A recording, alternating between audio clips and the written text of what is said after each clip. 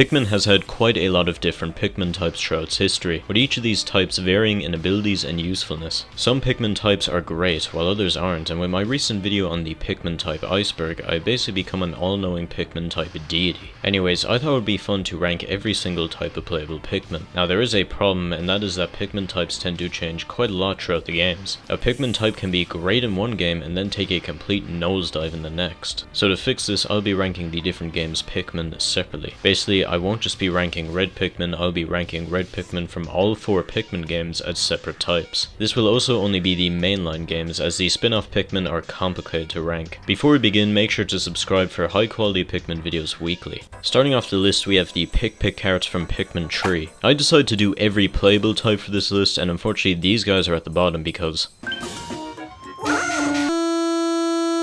yeah, the term playable is pushing it for these guys. Now, you may have never seen them before, and that's because they are left over in Pikmin Tree's code and can be spawned in with mods. You probably are never going to want to spawn them in though, as they are completely useless. They are immune to absolutely zero hazards and have no special perks or abilities. Trying to do basically anything useful with them will cause the game to all these factors make them an easy contender for the bottom of the list. Just like the Pick carrot from Pikmin Tree, the Puffmen are pretty useless. They are from Pikmin 1 and you can get them with a glitch, and while they don't crash the game, they can't be thrown, making them very hard to use. They can only do the most basic of tasks and will revert back to a normal Pikmin after doing them. In a normal game, they are the worst type because they actively attack you, but this list is ranking them by usefulness while using them. They aren't that much better when you're controlling them anyways. Pick carrots debuted in Pikmin 2, and unlike Pikmin Tree, they are fully functional here. However, just like Pikmin Tree, they are immune to no hazards, have no abilities, and can only be spawned in with mods. They're basically just the default Pikmin and bring absolutely nothing to the table. Not too much to say about them really, they're just pretty bland in terms of gameplay features, and being immune to no hazards with absolutely no abilities to make up for it makes it a pretty bad type of Pikmin. We are finally onto the Pikmin that you don't need to break into the code to use, and you think because that we would see a large increase in usefulness and abilities. Well, unfortunately, this Pikmin type is debatably on the same level as the previous one, and that is Pikmin Tree's White Pikmin. This type is found in Pikmin Tree's mission mode levels. Not only are they immune to no hazards, they deal half the amount of damage than an ordinary Pikmin type, with their only ability now being speed. Unfortunately, speed is a pretty trivial ability to have in this game, as there are the winged Pikmin which can fly over large sections of the map and are usually found alongside the White Pikmin.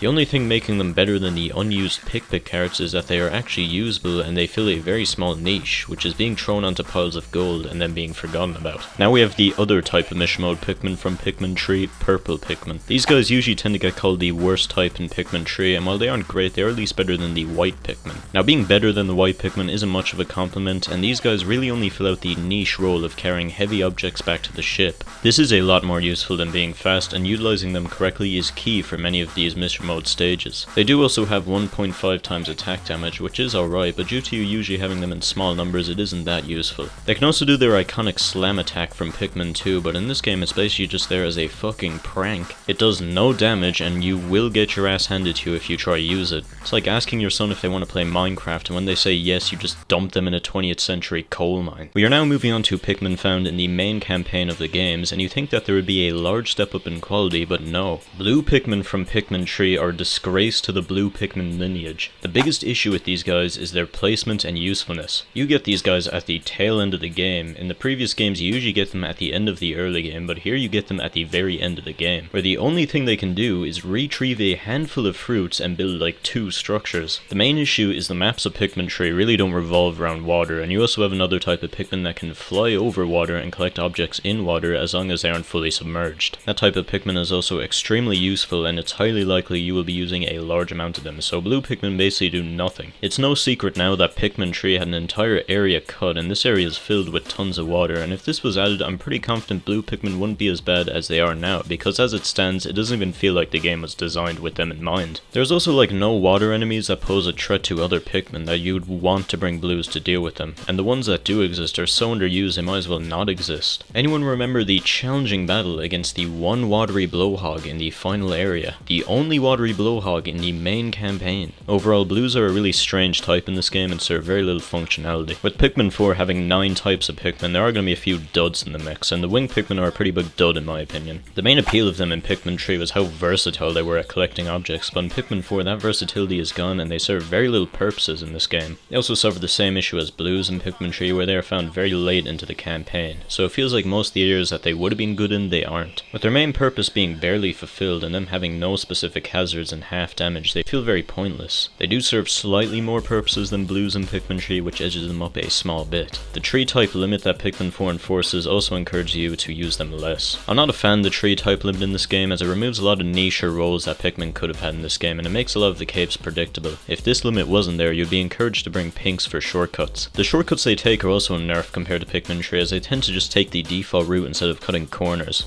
Overall, the game is stacked against them here and it yet again feels like it wasn't designed with them in mind. Red Pikmin from Pikmin 2 are a pretty bad type. I've made a video about reds in general before and I've received feedback about them. The best argument I've heard for their case is that they are good for new players that have a hard time getting purple Pikmin, are people that don't want to risk purples, and I will give them that. That does automatically put them above the previous two types because at least there is a reason you would want to use them. However, once you learn how to utilize purples and get better at the game, reds are practically useless. It's no secret that purples are the best at combat in Pikmin 2 with their Swiss army knife of abilities that can deal with almost every enemy. There is also the fact that fire isn't a very threatening hazard in Pikmin 2 and can basically just be dealt with all types of Pikmin. This makes reds a very underutilized type of Pikmin compared to the other four types, which all have much more valuable niches. Red Pikmin generally get outclassed and some caves don't even utilize fire, which puts them down even more. White Pikmin and Pikmin 4 suffer many of the issues winged Pikmin and Pikmin 4 do. You get them relatively early, but there is a large gap between you first get them and when they start becoming useful again, as many areas and caves just stop including poison for some reason. There is also the issue that Ochi can now be upgraded to deal with a large amount of hazards, and because whites still keep their half damage from Pikmin 3, Ochi generally deals with poison better in this game and can one-shot almost all of the poison enemies. Their speed is also not a big selling point here, as Pikmin are extremely fast in Pikmin 4 and most of the Dandori trials that you'd want to go fast in don't have whites. The tree type limit also nerfs them. Even if you wanted the slight speed increase, you'll have to go through an area, and if there's a hazard you can't get past, you'll either have to trudge back to the onion and get rid of whites, or you will have to ignore it. Both of these just lose you more time in the long run. Red Pikmin and Pikmin 3 are a pretty sloppy type. Fire is yet again a pretty throwaway hazard, and Pikmin 3 has the charge mechanic, which makes combat a breeze. The main benefit they have in Pikmin 3 is filler. You'll have a large amount of reds from the start of the game, and due to the extremely fast pace of Pikmin 3, they just kinda stick around until the end game. Their increased damage also does sometimes come in handy for certain enemies. Pikmin 4's yellow Pikmin seem to suffer the frequent issue of spending a large portion of the game just doing nothing. They're the best at the start of the game as you need them to deal with electric gates and other hazards, but after that they just kinda fall off.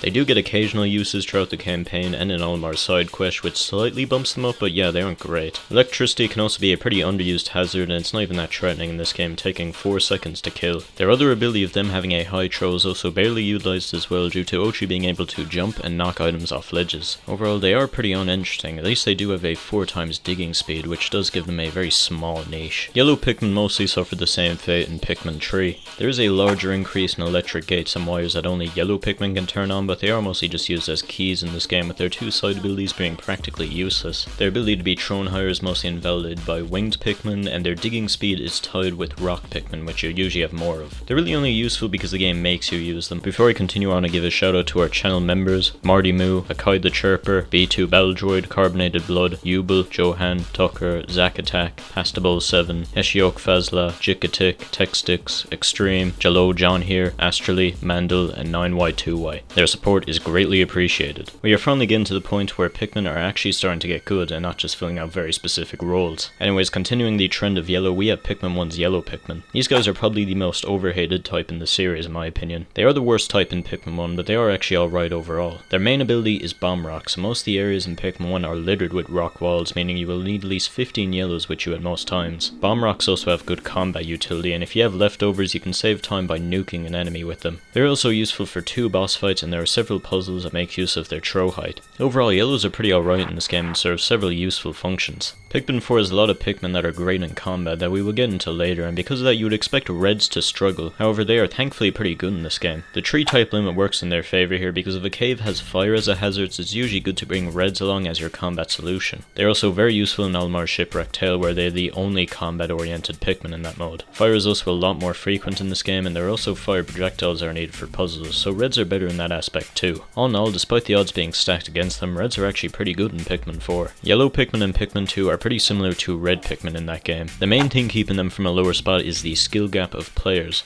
Electricity is very scary in Pikmin 2, and if you're new to the game you will want to bring tons of yellows with you to deal with it. However, the better you get at the game, the less threatening electricity gets. Just like fire can mostly be dealt with by any type of Pikmin, and you usually don't need to bring yellows. The good thing for yellows is getting to the point where you don't need them is a long one, and they are still very useful for most players. Even if they get to that point, they still aren't as bad as reds. There are several electric gates and bosses that yellows specialize in, not to mention caves like the Glutton's Kitchen where electricity is the only hazard, meaning it's usually quicker to just bring a team of yellows. Red Pikmin generally peaked in Pikmin 1. They weren't at competition with any other type of Pikmin, so they could reign free as the single best attacking type in the game. Enemies also tend to have very high amounts of HP in this game, and also not to mention fire is a lot more prevalent in this game, and it is also a lot more threatening too, at least in the GameCube version where it kills in around a second and a half. They nerfed it in the Wii and Switch versions for some reason. White Pikmin are a pretty overlooked type in Pikmin 2. Unlike Pikmin 3 and 4, speed is an actually useful ability to have here. Pikmin are pretty slow in this game, so the very fast speed of White Pikmin helps you get treasures back to the ship faster, and even potentially skip dangerous enemies that fall from the sky with them. This speed also makes them great for speedruns. Another thing that makes them great is their hazard poison can only be dealt with by them. It can technically be destroyed with purple Pikmin, but it's really slow and there basically isn't a point of doing it. They also have the ability to dig up buried treasures, making them necessary for several of the game's puzzles. Overall, whites are a very versatile and overlooked type in this game and are very fun to use. Blue Pikmin have always had the same role in basically every Pikmin game: